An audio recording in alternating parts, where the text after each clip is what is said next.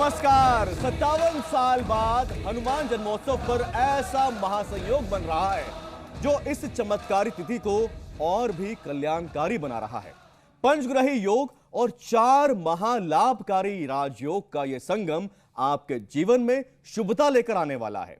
जी हां, लक्ष्मी नारायण योग, बुद्धादित्य युग, मालव्य योग और शुक्रादित्य योग, और इसके साथ ही हस्त नक्षत्र की शुभ छाया और शनिवार का विशेष संयोग। यह संकेत है कि इस बार का हनुमान जन्मोत्सव सिर्फ धार्मिक ही नहीं बल्कि ज्योतिष के लिहाज से भी चमत्कारी होने जा रहा है।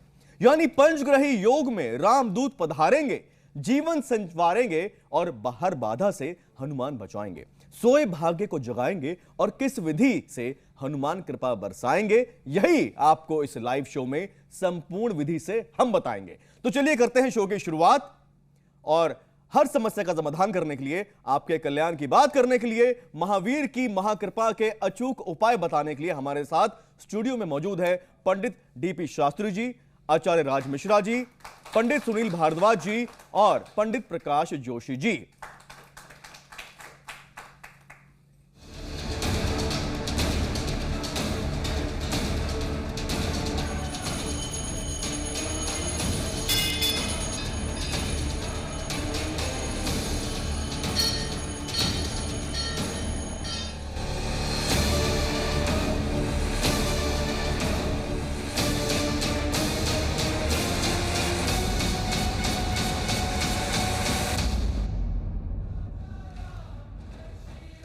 तो हनुमान जन्मोत्सव पर राजयोग भी बन रहे हैं, तो सुबह से ही भद्राकाल भी है। ऐसे में पूजा कब शुभ है यह भी समझेंगे। हनुमान जी के सबसे चमत्कारी दिन शनिवार को हनुमान जन्मोत्सव का संयोग है।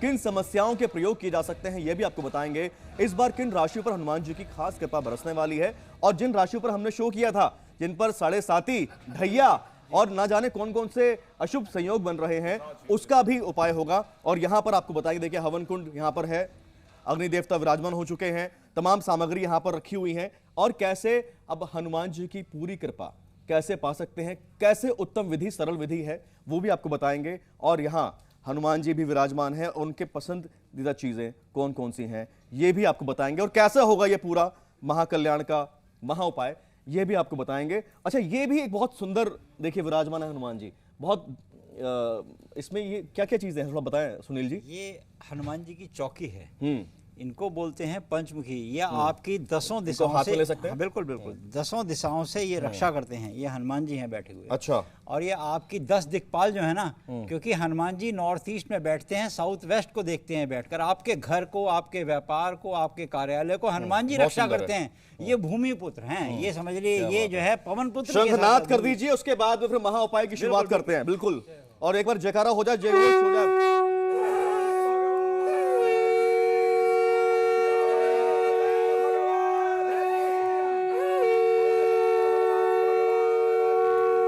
और यहां हनुमान जी के भक्त भी हमारे साथ में हैं।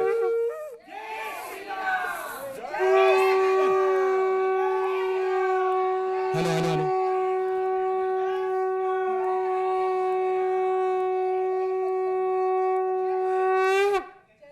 अच्छा, तो सबसे पहले तो आचार्य राज मिश्रा जी, सही समय बताएं, उत्तम समय बताएं, किस मुहूर्त में जब भगवान की पूजा करें तो सबसे ज्यादा लाभ मिलेगा। देखिए, सबसे वैसे तो कहा जाए तो हनुमान जी को कहा जाता है, चारों युग प्रताप तुम्हारा है प्रसिद्ध जगत उजियारा। हनुमान जी के लिए वास्तविकता में कोई ऐसे समय का निर्धारण की आवश्यकता नहीं, लेकिन फिर भी बता रहा हूं, 2 समय ऐसा समय है जिस समय पर हनुमान जी का पूजन करने से आपकी विशेष कामना पूर्ण होगी। और एक बात और बता दूं, एक ऐसी चौपाई श्री रामचरितमानस के अंतर्गत जो हनुमान जी को सबसे प्रिय है, उस चौपाई पर भी आकर के हम बात करेंगे। लेकिन सबसे बेहतरीन समय है पूजन को लेकर के सुबह 11:10 से लेकर के 12:30 का समय हनुमान जी के चोला चढ़ाने का समय है। चोला किस प्रकार चढ़ाया जाएगा समय दोबारा बता दीजिए, और स्क्रीन पर ये बिल्कुल लिखा हुआ भी आएगा, नोट कर लीजिए। 12:20 तक एक समय है, 11:30 से 12:20 12:20 एक समय है। दूसरा समय सायंकाल में 6:05 से लेकर के और 8:40 तक का एक ये भी समय बहुत है सुंदर। जिसमें विशेष रूप से आप सुंदरकांड का पाठ, भगवान हनुमान जी की पूजा। लेकिन ध्यान रखिएगा, चोला मॉर्निंग में ही चढ़ाना है। और चोला कैसे चढ़ाना है, आइए उस पर बात कर लेते हैं। चोला किस प्रकार से चढ़ाना है, तो चोला चढ़ाने पर आपको विशेष ध्यान रखना चाहिए। आप भी वैसे चोला तो लेकर आए हैं, जिस आ जाइए, अब समझा मंदिर दीजिए। के अंदर आप जाते हैं वहां पर पंडित जी विशेष रूप से चोला चढ़ाते हैं। लेकिन अगर किसी को नियम ना पता हो ये तो रखा। नियम बता देता हूं। श्री रामचरितमानस के अंतर्गत गोस्वामी तुलसीदास जी ने कहा है, कवन सो काज कठिन जग माही, जो नहीं हो तात तुम पाई। कोई ऐसा कार्य नहीं जो हनुमान जी की कृपा से संभव ना हो। जब चोला चढ़ाने जाएं तो ध्यान रखें, लाल पुष्प लेकर के जाएं। यहां पर लाल गुलाब के सुंदर पुष्प या पीले पुष्प लेकर के जाएं। हनुमान ये जी की पीले पूजा पुष्प भी में, हैं यहाँ पर। हाँ, हनुमान जी की पूजा में काले और नीले पुष्पों का प्रयोग नहीं करना चाहिए। हाथ जोड़ करके हनुमान जी के सामने खड़े होकर के बहुत श्रद्धा से मनोजवम मारुतुल्य वेगम जितेंद्रियम बुद्धिमताम वरिष्ठम वातात्मजं वानरयूथमुख्यम श्री रामदूतम शरणं प्रपद्ये। पहले आपको श्रद्धा से पुष्प अर्पण करना है। पुष्प अर्पण करने ये के चोला भी बाद आ गया यहाँ पर। आपको यहाँ पर ये बहुत सारी चीजें हैं जो बहुत इजीली अवेलेबल हैं, हर जगह मिल जाती हैं। सिंदूर आपको लेना है और सिंदूर खोल करके फिर ये चमेली का तेल हमने यहाँ सुंदर रखा हुआ है। सिंदूर और चमेली के तेल दोनों को आपको मिक्स करना है। मिक्स करके फिर हनुमान जी की मूर्ति के ऊपर श्रद्धा से आपको लगाना है। और लगाते वक्त श्री राम जय जय राम, ये ध्यान रखिएगा। राम काज कर शास्त्री जी, ये थोड़ा बताएं क्या है ये? श्रद्धा पूर्वक देखिए, ये चांदी का वर्क है। चांदी के चोला के बाद जब हम सिंदूर चढ़ा लेंगे तो इसमें हम लगाएंगे। आप हनुमान जी के भी पाठ कर सकते हैं। चैत सुदी पूरन मंगल को महावीर जन पाया है, लाल लंगोटा गदा हाथ में, सिर पे मुकुट सजाया है। शंकर का अवतार है, महावीर का वार है, जो कोई धावे सच्चे मन से उसका बेड़ा पार है। कोई सबके कोई बेड़ा पार कर- आसानी से याद होने वाला कोई छोटा सा मंत्र बता दीजिए। देखिए पंडित जी, क्या है कि इसका जो मंत्र होता है, घर में अशांति चल रही है या किसी भी तरह की ऊपरी बाधा, नजर बाधा चल रही है, ओम, ये लंगोट लेके, ये चोला लेके, ओम नमो वज्र का कोठा जिसमें पिंड हमारा बैठा, ईश्वर कुंजी ब्रह्मा का ताला, मेरे आठों याम का यति हनुमंत रखवाला। आप ये चढ़ा दीजिएगा चोला। और ओम हनुमते नमः, ये सरल मंत्र है, वो बोल के भी आप चोला चढ़ा सकते हैं। और भगवान हनुमान जी आप सब पे कृपा करेंगे।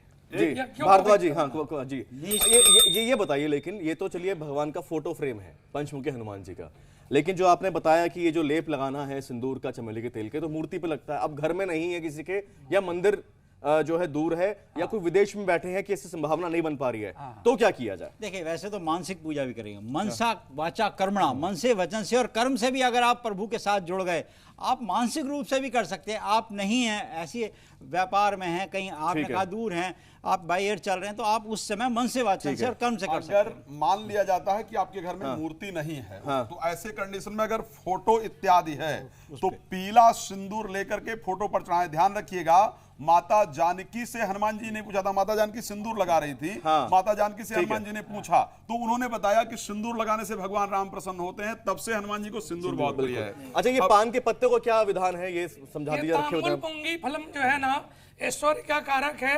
आप व्यापार में या नौकरी में हैं, कल भगवान को बीड़ा चढ़ाएंगे लौंग इलायची पान के पत्ते के, तो आपके जीवन में शांति के पहले लक्ष्मी, यश, कीर्ति। चलिए। Zee News.